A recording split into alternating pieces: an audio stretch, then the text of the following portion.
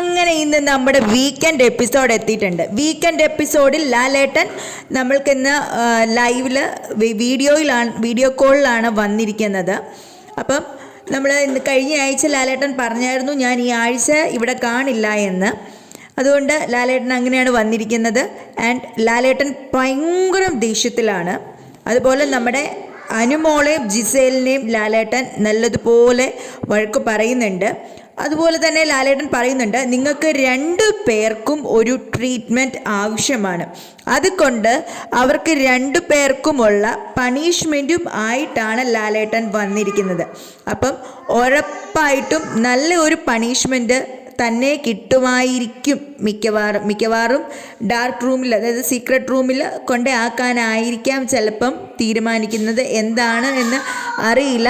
Anyway നമുക്ക് വൈകുന്നേരം വരെ ഇതിനായിട്ട് നമുക്ക് വെയിറ്റ് ചെയ്യാം.